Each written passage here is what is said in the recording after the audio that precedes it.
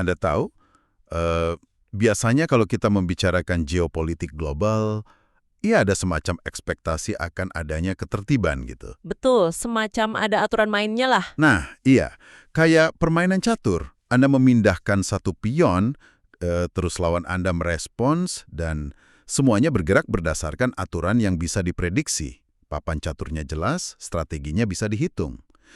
Tapi, Tapi realitanya sekarang sama sekali tidak begitu kan? ya, Anda lihat apa yang sebenarnya terjadi di lapangan hari ini, dan tiba-tiba rasanya kayak, seseorang baru saja menyiramkan bensin ke papan catur itu, terus menyalakan korek api. Kita nggak lagi melihat pergerakan bidak yang rapi, kita melihat kekacauan sistemik. Dan kekacauan itu menyebar jauh lebih cepat dari yang mau diakui oleh para pembuat kebijakan kita. Ilusi bahwa semuanya rasional dan terkendali itu ya sedang runtuh di depan mata kita. Itulah tepatnya yang akan kita bongkar dalam sesi eksplorasi mendalam kita hari ini. Materi kita ini diangkat dari sebuah wawancara panjang dan sangat belak-belakan dengan mantan Kepala Staf Menteri Luar Negeri AS, Kolonel Lawrence Wilkerson. Sumber yang sangat menarik ya. Sangat menarik. Tapi, perlu saya tegaskan di awal, buat Anda semua yang mendengarkan, materi dari sumber ini memuat pandangan politik yang sangat tajam dari berbagai sisi. Ada yang ke kiri, ada yang ke kanan. Tentu. Dan posisi kita di sini, kita murni netral. Kita sama sekali tidak memihak faksi manapun atau mendukung klaim tersebut. Misi kita hari ini cuma satu, membedah ide-idenya, menyajikan analisisnya, supaya Anda bisa merangkai benang merahnya sendiri. Setuju. Kita cuma membedah mekanismenya. Oke, jadi mari kita mulai dari titik didih yang paling nyata saat ini, tentang ilusi gencatan senjata di Timur Tengah. Diberitakan kelihatannya ada upaya damai, tapi menurut sumber ini, Realitasnya sangat kontras ya. Sangat kontras dengan apa yang disampaikan di konferensi pers misalnya di Washington. Secara diplomatis, memang ada pembicaraan soal gencatan senjata antara Israel dengan Lebanon dan Iran. Tapi di lapangan, mengawalnya hampir mustahil. kenapa bisa begitu? Gini, infrastruktur komunikasi di pihak Iran itu sudah sangat hancur akibat operasi intelijen. Saking hancurnya, komando militer mereka terpaksa menggunakan kurir sepeda motor untuk mengirim pesan ke pasukan di lapangan. Bentar-bentar, pakai kurir motor? Iya, kurir motor fisik. Saya agak kesulitan mencerna logika efektivitasnya di sini. Maksud saya, bukankah diplomasi tingkat tinggi itu biasanya ya terisolasi dari kekacauan di lapangan? Apalagi di era satelit dan komunikasi kuantum begini, pesan damai harus dikirim pakai motor menembus zona perang? Nah, itu dia masalahnya. Anda tidak bisa memisahkan diplomasi dari kendali taktis. Coba bayangkan, jika seorang komandan di Tehran atau Beirut menyetujui gencatan senjata pada pukul 2 siang, tapi... Pesannya telat sampai. Betul, pesannya baru sampai ke unit artileri di perbatasan pada pukul 5 sore misalnya. Selama 3 jam itu, tembakan akan terus berlanjut. Dan dalam 3 jam tersebut, pihak lawan pasti akan menganggap, wah, gencatan senjatanya dilanggar nih. Terus mereka membalas. Tepat, jadi siklus eskalasinya tidak pernah benar-benar bisa dihentikan. Belum lagi, sumber ini dengan sangat belak-belakan menilai bahwa Perdana Menteri Israel secara fungsional tidak menunjukkan niat nyata untuk menghentikan serangan di Lebanon. Yang saat ini kabarnya menelan korban sekitar 100 warga sipil per hari ya, bukan cuma kombatan. Kalau logikanya begitu, rasanya upaya diplomasi dari pihak AS termasuk manuver di era Donald Trump kemarin patut dipertanyakan dong niat aslinya. Sangat patut dipertanyakan. Apakah ini benar-benar negosiasi tulus atau cuma taktik semacam tipu muslihat gitu buat bikin jeda palsu supaya lawan menurunkan kewaspadaan? Kayak jeda minum di rondo tinju, padahal buat nyiapin pukulan berikutnya. Itulah ketakutan utamanya. Dan ketidakpercayaan ini diperparah oleh fakta bahwa daya tangkal militer AS atau deterrence mereka itu sendiri sedang mengalami degradasi yang lumayan serius. Degradasi seperti apa maksudnya? Wilkerson membandingkannya dengan kegagalan operasi Eagle Claw. Anda ingat di era Jimmy Carter tahun 80-an? Itu sangat memalukan secara militer. Dan belakangan ini ada laporan soal hilangnya pesawat canggih dan aset militer AS dalam operasi rahasia di Timur Tengah. Wah, kehilangan aset siluman tingkat tinggi itu kan bukan sekedar, masalah finansial doang ya. Kegagalan kayak gitu secara aktif pasti menggerus postur diplomasi mereka di meja perundingan kan? Pasti. Diplomasi tanpa ancaman kekuatan militer yang kredibel itu pada akhirnya cuma sekedar saran, bukan negosiasi. Masuk akal. Dan ketidakmampuan mendikte hasil di Timur Tengah ini bukan insiden terisolasi. Ini gejala dari ketidakmampuan yang jauh lebih luas dari militer AS untuk memproyeksikan kekuatannya secara global. Yang mana bawa kita ke klaim sumber kita yang paling provokatif, soal Eropa. Dia bilang bahwa secara fungsional, NATO itu sudah mati. Ya, istilahnya mayat berjalan. Nah, dia merujuk pada pengingkaran janji sejak era George H.W. Bush soal arsitektur keamanan Eropa yang mengecualikan Rusia. Tapi, saya harus menantang premis ini sedikit. Silakan. Bukannya konflik di Ukraina sekarang ini justru bikin negara-negara Eropa makin solid? Mereka kan pada naikin anggaran pertahanan tuh. Kenapa sumber ini malah menganggap NATO cuma nunggu didoakan aja? Gini, ada perbedaan besar antara kohesi politik yang reaktif dengan keandalan struktural jangka panjang. Peningkatan anggaran pertahanan yang tiba-tiba itu tidak serta-merta memperbaiki kapasitas industri manufaktur militer yang sudah berpuluh-puluh tahun diabaikan. Oh, jadi punya uang tapi pabriknya nggak siap gitu ya? Tepat. Perang Ukraina justru mengekspos batas maksimal kemampuan logistik Barat. Tapi lebih dari itu, fokus analisis ini ada di pergeseran strategi makro. AS diprediksi akan menarik diri secara militer dari Asia Barat Daya dalam 18 hingga 24 bulan ke depan. Sesingkat itu, 18 bulan? Ya, mereka terpaksa beralih ke strategi yang namanya offshore balancing atau penyeimbangan lepas pantai. Mundur ke perairan aman. Dan ini pasti berkaitan erat dengan aset yang selalu jadi kebanggaan AS, kapal induk. Dulu kan kapal induk ini kayak benteng terapung yang tak tertembus, bebas berlabuh di mana saja buat mendikte negara sekitar. Dulu iya, tapi realitas teknologi balistik sudah mengubah itu secara drastis. Sumber kita menyoroti bahwa kapal induk saat ini dipaksa beroperasi di luar batas yang dia sebut garis 1000 mil. Garis 1000 mil. Coba jelaskan ke kita secara spesifik. Kenapa angka 1000 mil ini begitu krusial? Apa yang terjadi kalau kapal induk raksasa ini berani melewati batas imajiner itu? Ini murni soal matematika balistik. Negara seperti Tiongkok dan Rusia sekarang punya persenjataan rudal anti kapal hipersonik. Yang kecepatannya luar biasa itu ya? Betul. Rudal ini meluncur di atmosfer atas dengan kecepatan lebih dari Mach 5, dan lintasannya bisa bermanuver. Sistem pertahanan Aegis di armada AS itu cuma punya waktu hitungan detik untuk bereaksi. Mengingat ukuran kapal induk yang masif dan geraknya lamban, Mereka jadi sasaran empuk. sangat rentan. Kalau mereka berada di bawah 1000 mil dari garis pantai musuh, risiko ditenggelamkannya terlalu besar. Nah, masalahnya begini, jarak tempuh operasional pesawat tempur yang ada di kapal induk itu, kayak F-18 atau F-35, itu cuma sekitar 500-700 mil. Tunggu, jadi kalau kapal induknya harus menjauh sejauh 1000 mil biar nggak ditenggelamkan, berarti pesawat tempurnya nggak bisa mencapai target darat musuh dong? Tepat sekali, kecuali mereka melakukan pengisian bahan bakar di udara, yang juga berisiko tinggi. Wow, jadi kapal induk berubah dari senjata serang mematikan menjadi sekedar monumen terapung miliaran dolar yang nggak bisa dipakai di pertempuran nyata. Itu fatal banget. Sangat fatal. Dan konsekuensi logisnya jelas ya. Sekutu AS di Asia, kayak Jepang dan Korea Selatan, pasti mulai sadar kalau payung keamanan Amerika yang biasa melindungi rute energi mereka sekarang berlubang besar. Betul. Dan ketika kekuatan maritim sebesar AS perlahan meninggalkan kawasan pesisir, akan muncul kekosongan strategis yang raksasa. Dan ingat, kekuatan alam dan politik itu membenci kekosongan. Pasti ada yang mengisi. Disinilah logikanya jadi sangat menarik atau malah berbalik 180 derajat. AS mundur dari laut, jadi logika kasarnya kita akan berasumsi negara lain bakal bikin armada laut raksasa untuk menggantikannya. Tapi ternyata nggak begitu. Sama sekali tidak. Mereka malah membangun kembali daratan, balas dendam jalur sutra. Ini gila sih. Jadi alih-alih menguasai lautan yang ditinggalkan, negara-negara ini bikin samudra jadi nggak relevan dengan menyambung Eurasia. Eurasia itu kan daratan terbesar di bumi. Sumber ini mencatat ada ledakan ekonomi dan infrastruktur yang luar biasa di Asia Tengah. Di titik seperti Dushanbe, Tashkent, sampai Xinjiang. Yang mana itu adalah pusat cadangan gas alam raksasa. Betul. Dan Tiongkok tidak cuma sedang membangun jalan, mereka membiayai arsitektur logistik berskala benua untuk menyambungkan pabrik mereka langsung ke Eropa dan Timur Tengah. Anda tahu, Ini tuh kayak ada perusahaan pengiriman kapal raksasa, terus tiba-tiba dia baru sadar pelanggannya udah selesai ngebangun jalan tol bawah tanah persis di bawah hidungnya. Analogi yang sangat pas. Tiongkok lagi bikin jaringan kereta api raksasa sampai ke Teluk Persia. Nah, yang saya penasaran, bagaimana secara spesifik rute darat ini menetralisir kekuatan maritim AS? Melalui resistensi terhadap blokade.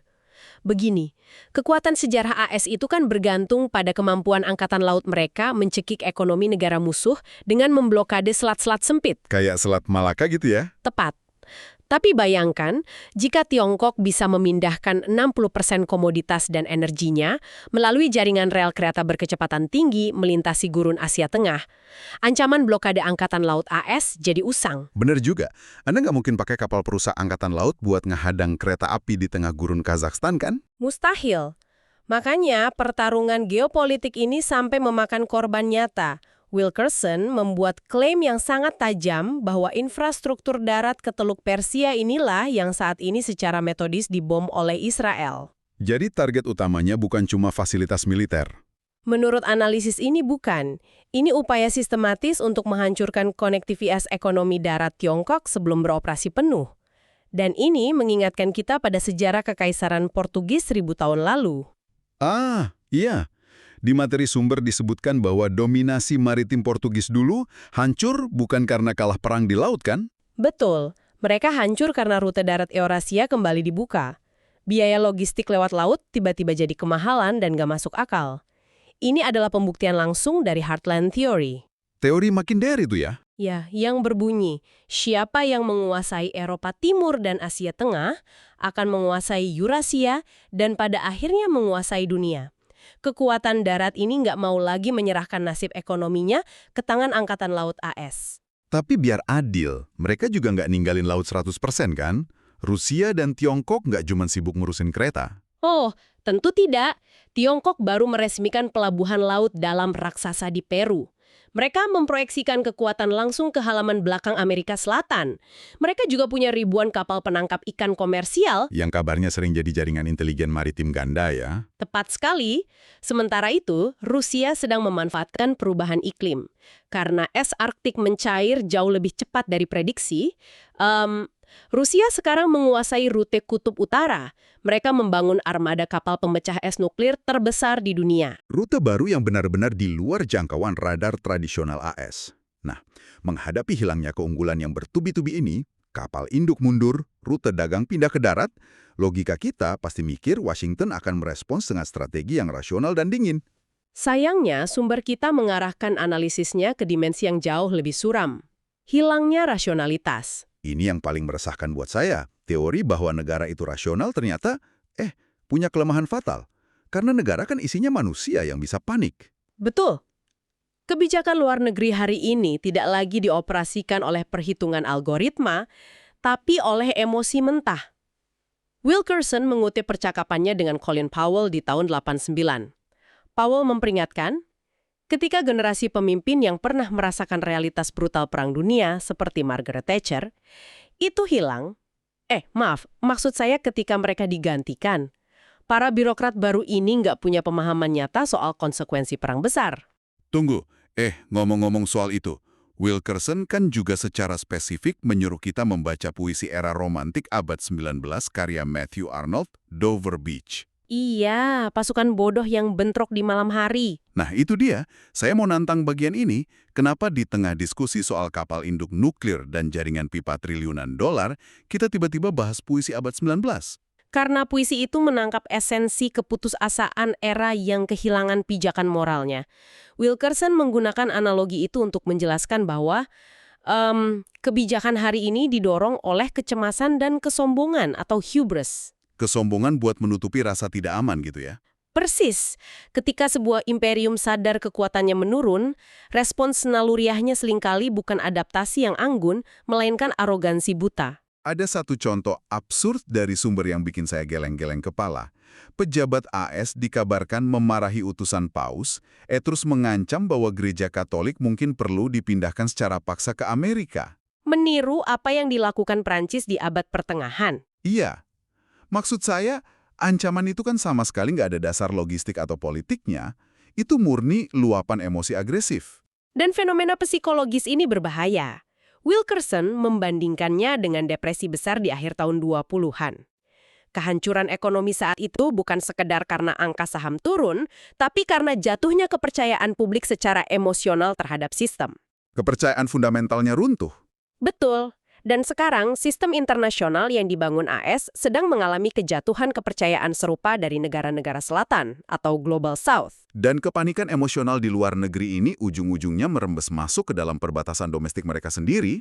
Ini skenario terburuknya ya? Ya, Ini membawa kita ke bagian yang paling tegang, risiko krisis internal atau bahkan perang saudara di Amerika Serikat. kalau Anda menganalisis stabilitas negara, indikator yang paling krusial itu kan netralitas militer dan penegak hukumnya. Betul, tapi sumber menyoroti fenomena yang dia sebut preacher packing atau perekrutan ideologis di tubuh militer AS. Ya, dan ini sangat berbahaya.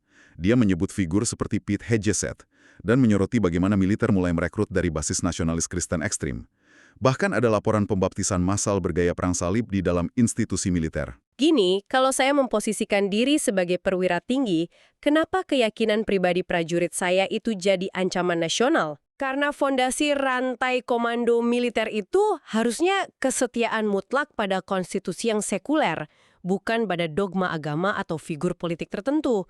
Kalau prajurit merasa loyalitas tertingginya ada pada faksi apokaliptik, mereka akan mulai memilih-milih perintah mana yang mau mereka ikuti. Oh, jadi kalau presiden ngasih perintah yang nggak sejalan sama faksi mereka, perintah itu bakal diabaikan. Sangat mungkin. Itu adalah definisi dari warlordism. Institusi militer terkoyak menjadi faksi-faksi bersenjata independen. Dan coba bayangkan, faksionalisme ini terjadi di negara yang populasi sipilnya memiliki lebih dari 400 juta senjata api. 400 juta. Rasionya lebih banyak dari jumlah penduduknya sendiri. Anda menggabungkan militer yang terpolarisasi dengan masyarakat yang bersenjata lengkap. Ditambah lagi variabel baru, teknologi modern. Iya, drone. Teknologi selalu mempercepat disintegrasi.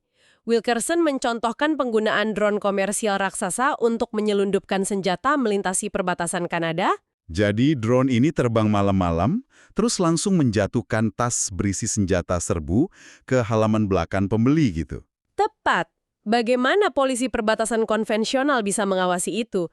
Garis depan penyelundupannya sekarang ada di langit, 100 meter di atas atap rumah warga. Gila. Kohesi sosial hancur, senjata gampang didapat, institusi retak. Kombinasi ini jelas melahirkan kekerasan politik. Sumber mengungkit kasus pembunuhan tokoh politik, Charlie Kirk, yang kabarnya seolah ditutupi atau sengaja diabaikan oleh komunitas intelijen. Terlepas dari afiliasi politik korbannya, bahaya utamanya adalah respons dari aparatur negara. Ketika pembunuhan politik mulai dimaklumi institusi hanya karena korbannya dari faksi lawan, Anda tidak lagi hidup di negara demokrasi.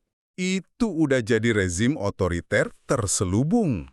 Iya, itu gejala absolut dari kebusukan institusi. Hukum bukan lagi pedoman, melainkan alat kekuasaan faksi semata.